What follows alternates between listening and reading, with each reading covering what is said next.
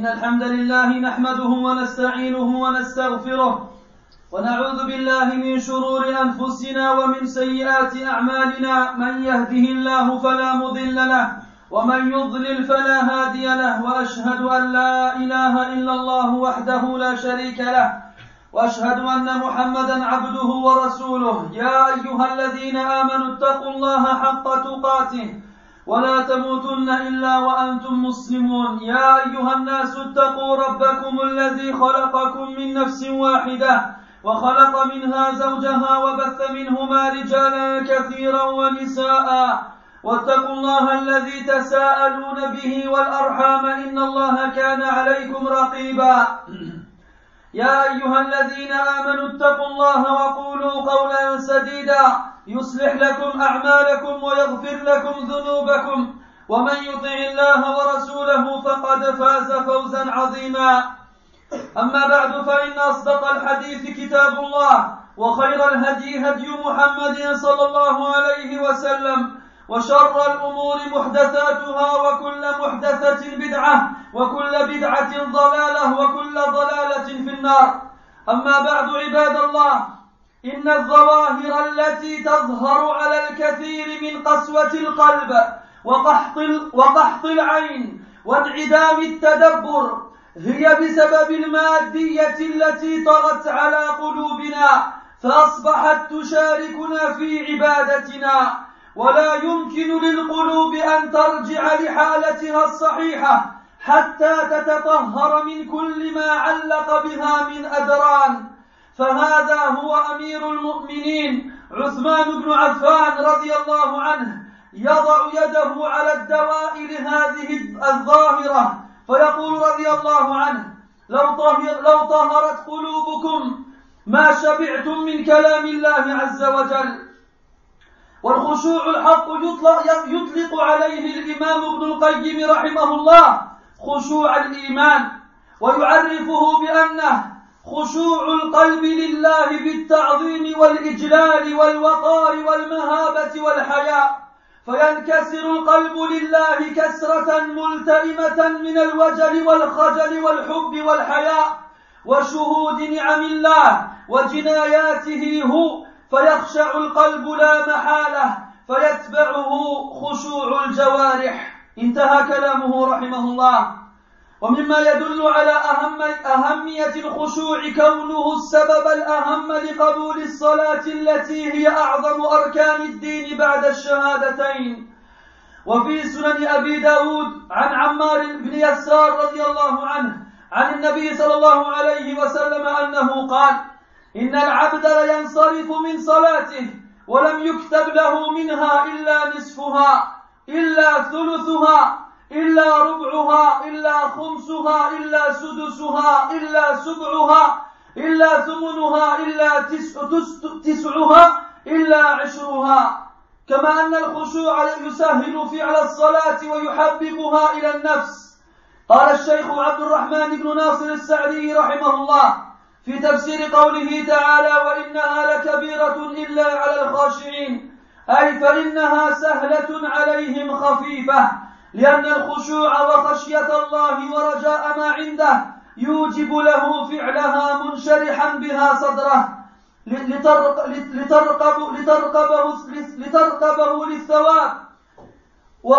لترقبه للثواب وخشيته من العقاب. انتهى كلامه رحمه الله. كما أن الخشوع هو العلم الحقيقي روي عن عبادة بن الصامت وعوف بن مالك وحذيفة أنهم رضي الله عنهم أنهم قالوا أول علم يرفع من الناس الخشوع حتى لا ترى خاشعا. فالصلاة عباد الله صلة بين العبد وربه ينقطع فيها الإنسان عن شواغل الحياة ويتجه بكيانه كله إلى ربه يستمد منه الهداية والعون والتسديد ويسأله الثبات على الصراط المستقيم. ولكن الناس يختلفون في هذه الصلاة فمنهم من تزيده صلاته إقبالا على الله ومنهم من لا تؤثر فيه صلاته إلا ذلك الحد الملموس بل هو يؤديها بحركات وقراءة وذكر وتسبيح، ولكن من غير شعور كامل لما يفعل ولا استحضار لما يقول. والصلاة التي يريدها الإسلام ليست مجرد أقوال يلوكها اللسان وحركات تؤديها الجوارح بلا تدبر من عقل ولا خشوع من قلب. ففي سنن الترمذي عن أبي هريرة رضي الله عنه قال: قال رسول الله صلى الله عليه وسلم: إن أول ما يحاسب به العبد يوم القيامة من عمله صلاته، فإن صلحت فقد أفلح وأنجح، وإن فسدت فقد خاب وخسر. فإن انتقص من فريضته شيء قال الرب عز وجل: انظروا هل لعبدي من تطوع، فيكمل بها من انتقص من الفريضة، ثم تكون سائر أعماله على هذا. فكيف نجد الخشوع في الصلاة عباد الله؟ هيا بنا لنلتمس بعض الأسباب التي تعيدنا إلى الصلاة الحقيقية التي توثق صلتنا بربنا عز وجل، وهي صلاة القلب والجوارح وتذللها لله تبارك وتعالى. وقد امتدح الله عز وجل أهل هذه الصفة من المؤمنين، حيث قال تعالى: قد أفلح المؤمنون الذين هم في صلاتهم خاشعون. فأولا الإيمان الصادق والاعتقاد الجازم بما يترتب على الخشوع من فضل عظيم في الدنيا والآخرة، من الإحساس بالسكون والطمأنينة وراحة لا مثيل لها وطيب نفس يفوق الوصف. روى مسلم عن عثمان بن عفان رضي الله عنه قال: سمعت رسول الله صلى الله عليه وسلم يقول: ما من امرئ مسلم تحضره صلاة مكتوبة فيحسن وضوءها وخشوعها وركوعها إلا كانت كفارة لما قبلها من الذنوب ما لم تؤت كبيرة، وذلك الدهر كله. والآيات والأحاديث الدالة على فضل الخشوع كثيرة. ثانيا الإكثار من قراءة القرآن والذكر والاستغفار، وعدم الإكثار من الكلام بغير ذكر الله. فقراءة القرآن وتدبره من أعظم أسباب لين القلب. قال تعالى: الله نزل أحسن الحديث كتابا متشابها مثاني تقشعر منه جلود الذين يخشون ربهم ثم تلين جلودهم وقلوبهم إلى ذكر الله. فالقراءة والذكر حصن من الشيطان ووساوسه، وهي سبب لاطمئنان القلوب الذي يفقده الكثير من الناس. قال تعالى: الذين آمنوا وتطمئن قلوبهم بذكر الله، ألا بذكر الله تطمئن القلوب. كما أن الإكثار من ذكر الله عز وجل سبب للفلاح. قال تعالى: واذكروا الله كثيرا لعلكم تفلحون. ومع هذا أيضا الحرص على مجاهدة الشيطان، وذلك بأن يعقد العزم على مجاهدته من قبل القيام إلى الصلاة، وإن دخل عليه في أول صلاته فلا يستسلم له في وسطها أو آخرها، بل ينبغي أن يجاهد الشيطان حتى اللحظة الأخيرة من الصلاة، فالشيطان يسعى إلى تشتيت الذهن حتى لا يعقل المصلي شيئا من صلاته. روى مسلم عن عثمان بن أبي العاص رضي الله عنه أنه قال: يا رسول الله، إن الشيطان حال بيني وبين صلاتي وبين قراءتي يلبسها علي. فقال رسول الله صلى الله عليه وسلم: ذاك شيطان يقال له خنزب، فإذا أحسسته فتعوذ بالله منه واتفل على يسارك 3. ويقول راوي الحديث: ففعلت ذلك فأذهبه الله عز وجل عني. إذن فينبغي أن يستمر المصلي في المجاهدة ولا ينقطع بأن يشمر عن ساعد الجد، فإذا لم يخشع في هذه الصلاة فليعقد العزم على الخشوع في الأخرى، وإن قل خشوعه في هذه فليحرص على كمال الخشوع في التي تليها، وهكذا ولا يتضجر من طول المجاهدة، ويسأل الله سبحانه وتعالى أن يعينه على ذلك. ثالثا دوام محاسبة النفس ولومها على ما لا ينبغي من الاعتقاد والقول والفعل. قال تعالى: يا أيها الذين آمنوا اتقوا الله ولتنظر نفس ما قدمت لغد واتقوا الله إن الله خبير بما تعملون. وكان أمير المؤمنين عمر بن الخطاب رضي الله عنه يقول: حاسبوا أنفسكم قبل أن تحاسبوا، وزنوها قبل أن توزنوا، وتزينوا للعرض الأكبر. وأيضا عباد الله، البعد عن المعاصي بصرف النظر عما يحرم النظر إليه، وكذلك حفظ اللسان والسمع وسائر الجوارح، وإشغالها بما يخصها من عبودية، وصرفها بالنظر في كتاب الله وسنة رسوله صلى الله عليه وسلم والكتب العلمية المفيدة وما يباح النظر إليه، والتفكير في مخلوقاته سبحانه وتعالى، والاستماع إلى الطيب من القول والتحدث في المفيد. فلا شك أن الذنوب تقيد المرء وتحجزه عن أداء العبادات على الوجه المطلوب، فكل إنسان يعرف ما هو واقع فيه من الذنوب، وعليه أن يسعى في إصلاح حاله. والإصلاح متعلق بمحاسبة النفس، حيث إن المرء إذا حاسب نفسه بحث عما يصلحها. رابعا، تدبر وتفهم ما يقال في الصلاة، وعدم صرف النظر فيما سوى موضع السجود مستشعرا بذلك رهبة الموقف.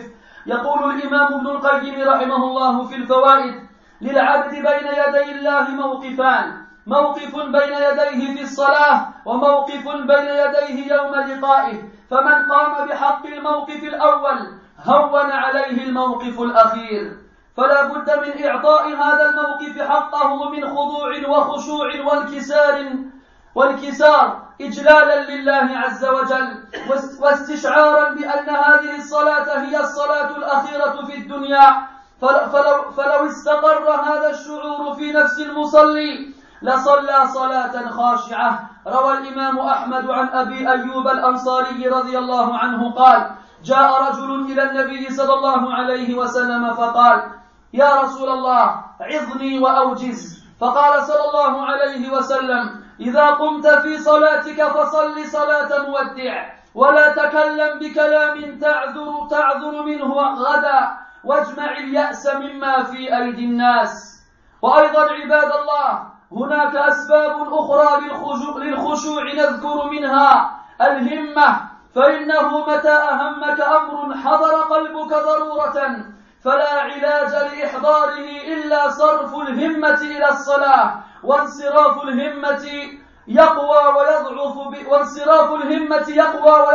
بحسب قوة الإيمان بالآخرة واحتقار الدنيا. ومنها إدراك اللذة التي يجدها العباد في صلاتهم، وهي التي عبر عنها ابن تيمية رحمه الله بقوله: إن في الدنيا جنة من لم يدخلها لم يدخل جنة الآخرة. ولا تظن أن مسلما وجد هذه اللذة وذاق طعمها يفرط فيها ويتساهل في طلبها. وهذه اللذة كما قال ابن القيم رحمه الله تقوى بقوة المحبة وتضعف بضعفها. لذا ينبغي للمسلم أن يسعى في الطرق الموصلة إلى محبة الله. ومنها أن يدرك المسلم حال الصحابة والسلف في الصلاة. فقد ذكر ابن تيمية رحمه الله أن مسلم بن يسار رحمه الله كان يصلي في المسجد، فانهدم طائفة منه وقام الناس وهو في الصلاة لم يشعر. وكان عبد الله بن الزبير رضي الله عنه يسجد، فأتى المنجنيق فأخذ طائفة من ثوبه وهو في الصلاة لا يرفع رأسه. وقالوا لعامر بن عبد القيس: أتحدث نفسك بشيء في الصلاة؟ فقال: أو شيء أحب إلي من الصلاة أحدث به نفسي؟ قالوا: لا، ولكن بأهلنا وأموالنا. فقال: لأن تختلف الألسنة أي الرماح، لأن تختلف الألسنة في أحب إلي من أن أحدث نفسي بذلك. وأمثال هذا متعدد، فنسأل الله ألا يعمي بصيرة قلوبنا وأن يجعلنا ممن يتخشع في صلاته. أقول ما تسمعون وأستغفر الله.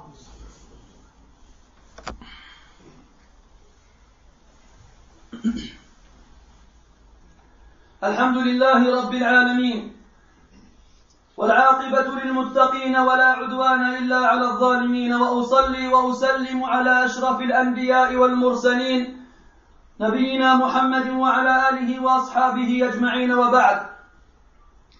Mes frères, nous souffrons tous aujourd'hui de nombreux symptômes qui sont soit la dureté du cœur, soit la sécheresse de l'œil, soit l'absence totale de méditation.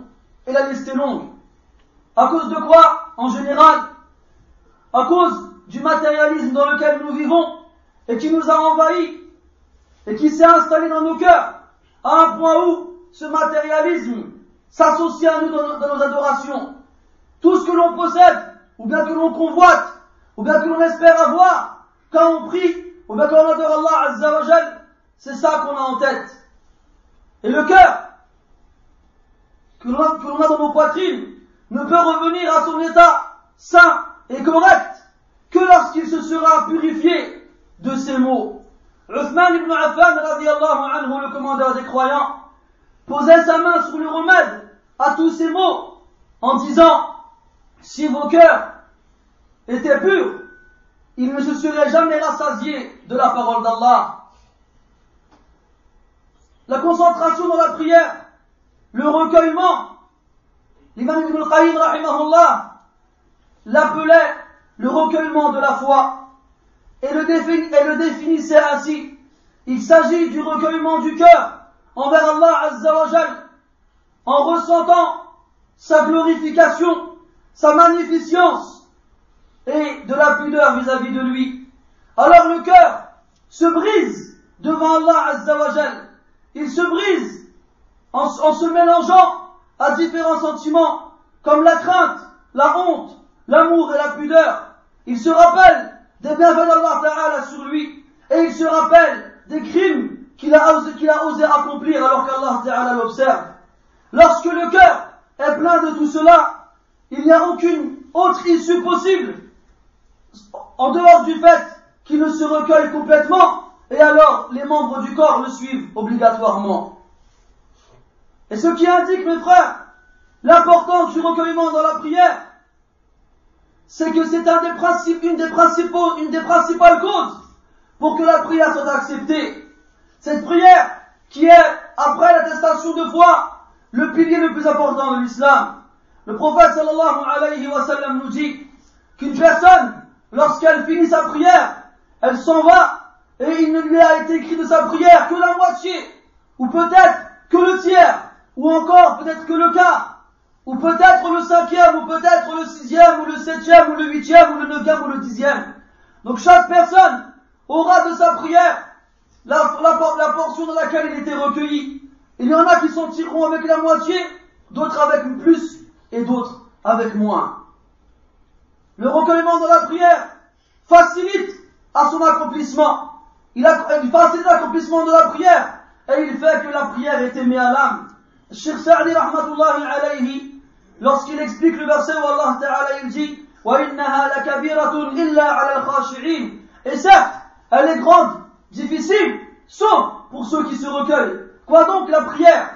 Cheikh Sa'di rahimahullah il dit, pour ceux qui se recueillent, la prière elle est simple et elle est légère. Pourquoi? Parce que le recueillement et la crainte d'Allah Azza wa Jal et l'espoir de ce qu'il a comme récompense pour nous auprès de lui impose à celui qui a accompli cette prière-là d'avoir la poitrine épanouie, d'avoir le cœur reposé. Le recueillement dans la prière est la science intérieure des compagnons comme Ubadah ibn Samit, Aouf ibn Malik et Hudayfa ibn Yaman radiyallahu anhum disaient: la première des sciences dont les gens seront privés est le recueillement, à un point où on ne verra plus personne recueilli dans sa prière. Et ceci, mes frères, est une chose que l'on voit constamment aujourd'hui où que l'on aille. La prière, mes frères, est le lien qui lie le serviteur à son Seigneur.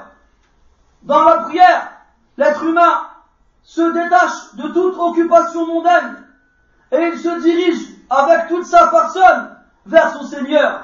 Il lui demande la guidée, l'aide et le raffermissement. Il lui demande de le guider sur le droit chemin. Mais les gens, depuis longtemps jusqu'à aujourd'hui et jusqu'à après, sont différents dans leur prière. Il y en a parmi eux dont la prière les rapproche d'Allah subhanahu wa ta'ala. Plus ils prient, plus ils sont proches d'Allah. Et il y en a parmi eux dont la prière n'a aucun effet sur eux.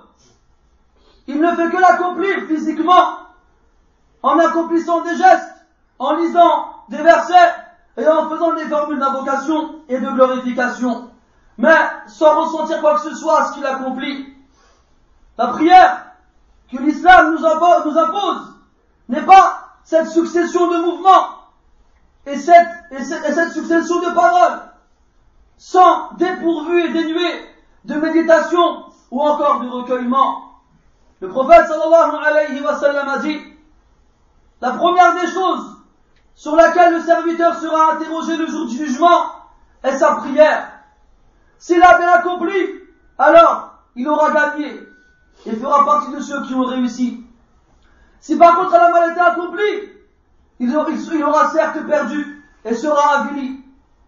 Et si dans ces prières obligatoires, il y a un manque, Allah Ta'ala dira: regardez, est-ce que mon serviteur a des prières surérogatoires, a des actions surérogatoires avec lesquelles il peut combler le manque présent dans ses obligatoires, et il sera ainsi avec le reste de ses actions. Comment alors, mes frères, peut-on atteindre le recueillement dans la prière?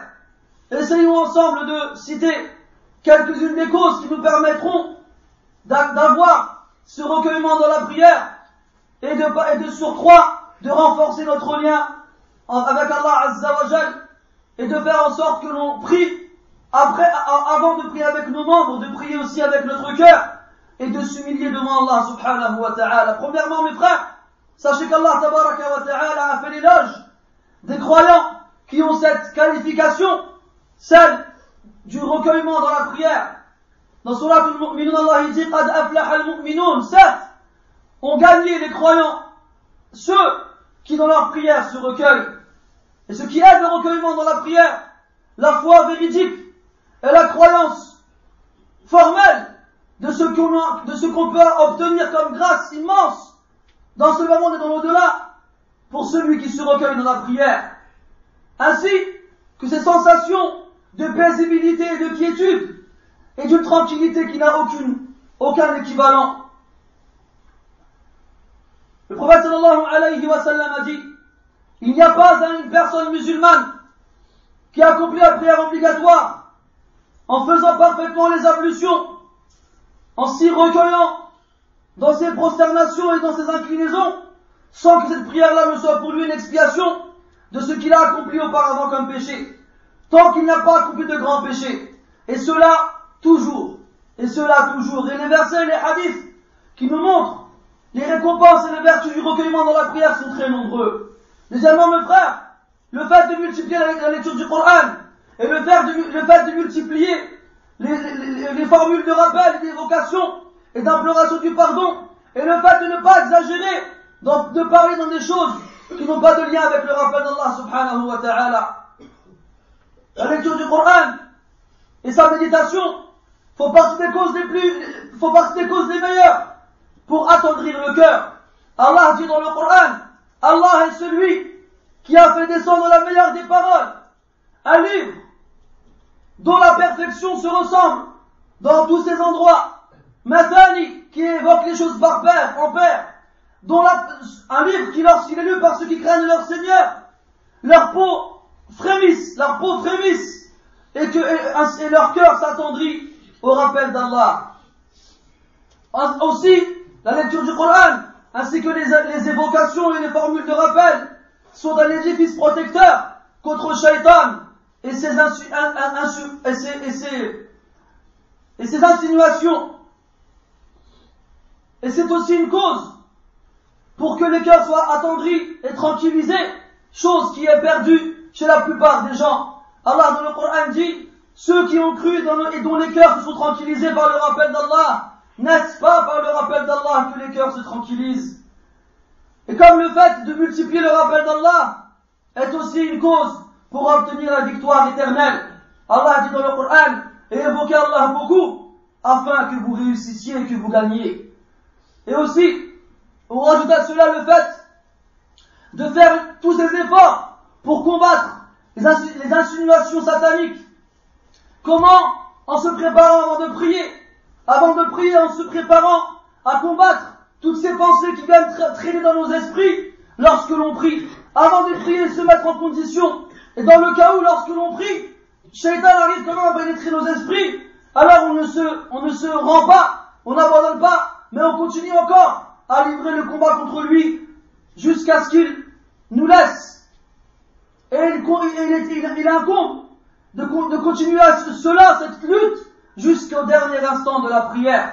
Car Shaitan n'a de cesse que de nous perturber afin que celui qui prie ne se rappelle de rien de ce qu'il a prié. Un sahabi du nom de Uthman ibn Abi al-As radiyallahu anhu a dit au prophète sallallahu alayhi wa sallam, ô messager d'Allah, Shaitan s'est interposé entre moi et ma prière et ma lecture. Il me perturbe. Le prophète sallallahu alayhi wa sallam lui répond, celui-ci est un démon qu'on appelle Khinzab.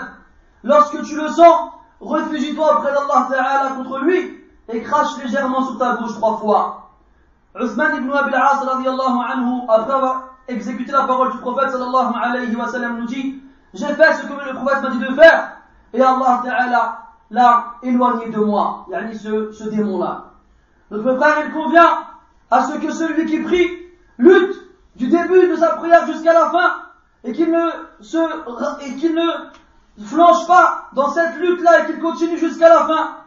Et si jamais il n'a pas réussi à se recueillir dans cette prière, alors qu'il se dise que je me recueillerai dans la prochaine prière et qu'il ne s'énerve pas contre lui-même ou bien qu'il ne désespère pas de cette longue lutte et qu'il demande à Allah Ta'ala de l'aider dans cela. Troisièmement, mes frères, le fait de se juger soi-même et de se plaindre de soi-même dans ce qu'on a pu accomplir comme mauvaise pensée, comme mauvaise croyance, comme mauvaise parole ou comme mauvaise action. Allah dans le Coran dit, ô vous qui avez cru, craignez Allah et que chaque âme regarde ce qu'elle a accompli pour demain et craignez Allah car certes Allah est bien informé de ce que vous accomplissez. Omar ibn Khattab radiyallahu anhu disait, jugez-vous avant qu'on ne vous juge et pesez vos actions avant qu'on ne les pèse pour vous et embellissez-vous pour le jour du grand rendez-vous.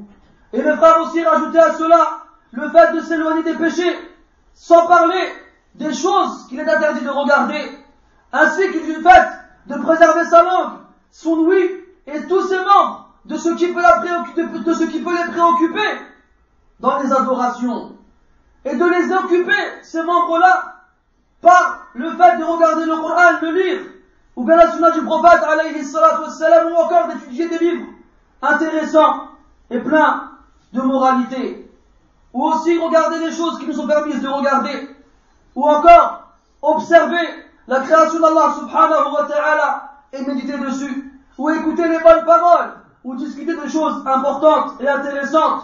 Il n'y a aucun doute que les péchés bloquent la personne et l'empêchent d'accomplir les adorations comme il se le doit. Et chaque personne, chacun d'entre nous sait très bien dans quoi il tombe comme péché. Alors il se doit obligatoirement de chercher le moyen de s'améliorer, car l'amélioration est liée au jugement de soi-même.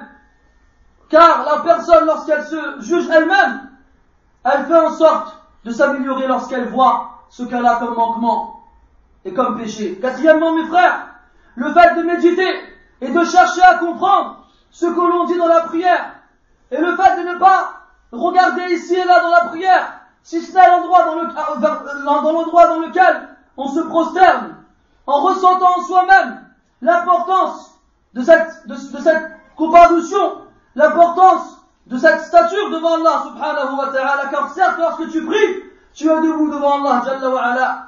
Ibn al-Qayyim rahimahullah disait, le serviteur a 2 stations devant son Seigneur, une lorsqu'il est devant lui dans sa prière, et l'autre lorsqu'il sera devant lui le jour où il le rencontrera. Celui qui s'est tenu correctement dans la première station, la seconde lui sera plus facile encore. Donc il faut donner à cette station-là son importance. Et il faut l'accomplir avec dévotion, recueillement et humiliation devant Allah subhanahu wa ta'ala, en ressentant en soi-même comme si cette prière qu'on accomplissait était la dernière que l'on fera dans ce bas monde. Si cela s'installe dans nos âmes, vous verrez que la prière aura un goût différent. Abu Ayyub al-Ansari radiallahu anhu nous dit qu'un homme est venu voir le prophète sallallahu alayhi wa sallam et lui a dit: ô messager d'Allah, exhorte-moi, mais fais court. Alors le prophète sallallahu alayhi wa sallam lui dit: lorsque tu te lèves pour accomplir ta prière, prie la prière de celui qui fait ses adieux. Et lorsque tu parles, ne dis pas des choses pour lesquelles tu devras t'excuser devant Allah et al-Qiyamah. Et réunis le désespoir en ce qui concerne ce que les gens ont. N'espère pas ce que les gens ont, désespère de ce que les gens ont entre leurs mains et espère de ce qu'Allah Ta'ala t'a promis. Aussi mes frères, comme autre cause qui amène au recueillement dans la prière, la motivation. Quand quelque chose t'importe, quand quelque chose tu l'as en tête et que ton cœur est présent, il passe comme si tu n'avais pas senti. Regarde-toi lorsque tu fais une chose qui te plaît, un mécanicien qui répare sa voiture, ou bien un sportif qui accomplit sa discipline sportive, ou encore ceux qui jouent aux jeux vidéo, qui passent des heures et des heures sans s'arrêter, et la liste est longue. Demande-leur combien de temps tu passais là-dessus, il te dira 1 minute ou 2, alors qu'il a passé dessus des heures et des heures sans s'en rendre compte. Pourquoi ne sentons-nous pas ces choses-là dans la prière? Parce qu'on n'a pas le même intérêt pour la prière que l'on a pour nos autres occupations. Et sachez mes frères que l'intérêt que l'on a sera plus ou moins fort en fonction de la force de la foi. En fonction de la force de la foi dans l'au-delà et le dénigrement que l'on peut avoir envers ce bas monde. Aussi mes frères, ce qui aide à se recueillir dans la prière, c'est le fait de ressentir ce plaisir dans l'adoration. Ce plaisir que ressentaient les dévots dans leur prière, et celle qu'Ibn Taymiyyah rahimahullah a dit: il y a dans ce bas monde un paradis, celui qui n'y rentre pas ne rentrera pas dans celui de l'au-delà. De quoi s'agit-il? Ce paradis, ce délice, ce goût exquis et ce plaisir que l'on retrouve dans l'adoration. Et ne crois pas que lorsqu'un musulman atteint ce degré, ne crois pas que lorsqu'il goûte à ce plaisir, que par la suite, il est négligent envers ce plaisir-là et le délaisse. Non. Et sache que ce plaisir-là, comme Ibn Qayyim rahimahullah le dit, est plus ou moins fort en fonction de l'amour que tu as envers Allah subhanahu wa ta'ala. C'est pour cela, mes frères, qu'il est obligatoire pour les musulmans de convoiter et de rechercher tous les moyens qui l'amèneront à aimer Allah Jalla wa ala encore plus. Aussi et enfin, ce qui aide à ressentir le recueillement dans la prière et de se rappeler comment les pieux prédécesseurs, parmi les compagnons radiyallahu anhum et ceux qui les suivirent, accomplissaient la prière. Et quel recueillement réellement étrange pour nous ils avaient dans leur prière. Et étrange bien entendu dans le sens positif et pas dans une connotation négative. Muslim ibn Yassar rahimahullah, lorsqu'il priait une fois dans la mosquée, un des murs de la mosquée s'est effondré et a effrayé les gens qui se trouvaient dans la mosquée à un point où ils sursautèrent. Quant à lui, Muslim ibn Yassar, il est resté dans sa prière sans bouger, sans rien même entendre. Et Abdullah ibn Zubayr radiallahu anhu, une fois qu'il était en prosternation, une catapulte est passée près de lui en prenant avec lui son vêtement, en tirant son vêtement, et lui, il est resté dans sa prière sans lever la tête. Et on a dit à Amr ibn Abdul Qais rahimahullah: est-ce que tu te parles à toi-même lorsque tu fais la prière? Chose qui nous arrive tous. Qu'est-ce que j'ai fait de mes clés? Où est-ce que j'ai posé ma veste? Est-ce que j'ai fait les courses? J'en passe et d'autres. Il s'est énervé lorsqu'on lui posait la question. Il a dit: quelle chose peut m'être préférable à la prière, afin que je parle de cela moi-même pendant la prière? Il lui dit rien, mais il arrive quand même qu'on pense à nos familles ou encore à nos biens. Il a dit, rahimahullah, que les lances pénètrent et perforent mon corps, mais préférable à ce que je parle à mon âme pendant la prière de ma famille et de mes biens.